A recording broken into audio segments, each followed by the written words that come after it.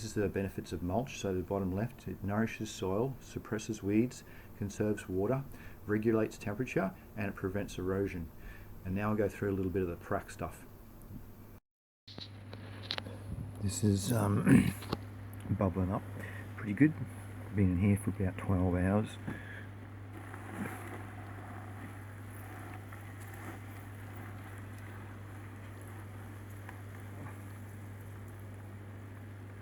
It's pretty thick.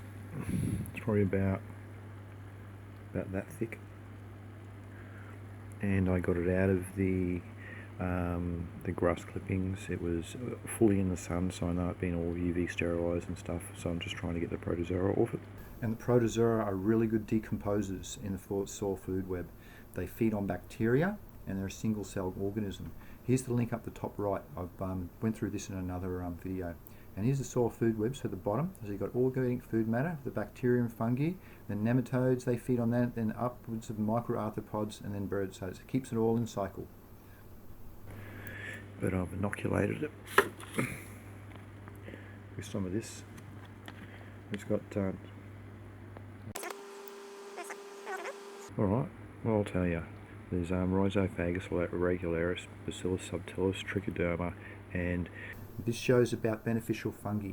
So in the middle, the Trichoderma, the one that I've got, Hazarium, it's known to parasite important plant diseases like dampening off. So it can set up and establish itself there, so it makes it very hard for anything else to take over. And the last one is Beauveria Bassiana. And that's an entomopathogenic fungi on the top line that causes white musculin disease in a range of insects. This is how it's formed. So on the left, it's firm spores. When they go airborne, they'll germinate, they'll put the tube out, then they'll go left and put out the toxins, which will go into the host and cause problems. And then they'll regerminate and sprout again.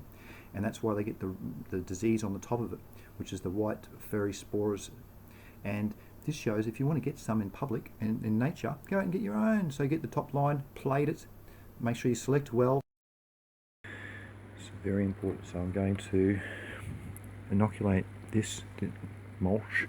This will go on top, and then in a probably maybe I'll let it all dry and give it another feed, and then probably a day or so after that I'll put worm castings on the top and seal it in, so this will all form a nice fungal layer.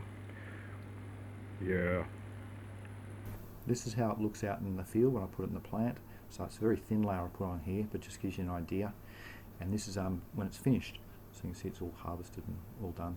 So it's just very firm, but it's good at last. Now this cool bar graph. So see on the top here, effect of different organic wastes and microbial inoculants on carbon and nitrogen. And it was for vermicompost, but it's just giving us an idea. You'll see at the end. So then on the right hand side, the inoculations, C is the control at the top. Then you've got Trichoderma, azos, and then some bacillus, and then there's a mix at the bottom. What they put the substrate as, the water hyacinth, which is a bit of a pest, paddy straw, which I use, or sawdust. So on the left, we'll go through the nitrogen for starting, and let's look at the PS, so the paddy straw. So if you go down, you'll see that azos, AZ, is 20. So that means it's a nitrogen fixing bacteria, which it is, and that shows in the results. And you go down to the 22, and it shows that they put it in the blend, in the mix, and it's a good mix, because some mixes don't work. So go to the right side where it says mean, and you can see a 58% increase for the azos by adding it to the blend, and for adding the mix to the blend, it was a 70% increase. Massive amounts. So it's well and truly worthwhile doing. And then on the left, the organic carbon has a similar type of effect, where it's going, it has the numbers that are accordingly as well. And this is the same one, and it shows the difference. Everything's the same, just phosphorus and potassium change.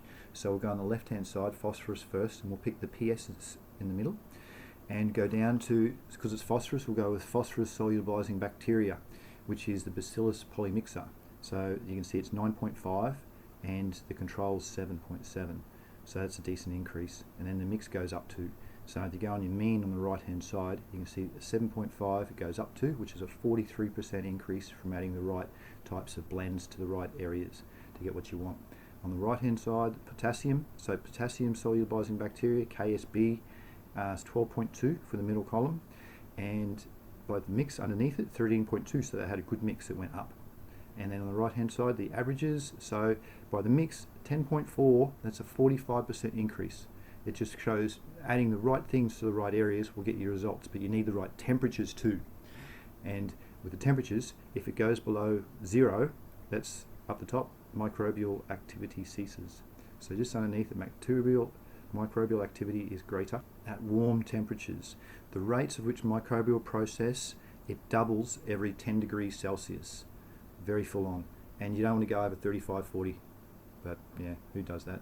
But the take-home message is, second line down, combined application of microbial inoculants, just like we looked at, the trichoderma, azos, etc., the bacilluses, in organic mix, improves the chemical and biochemical properties. And that says of vermicasting, but it improves of everything. We did it in mulch as well.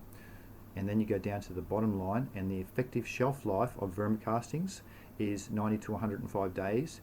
And for teas, it's only 3 days. So be careful if you see anything that's sold a little bit.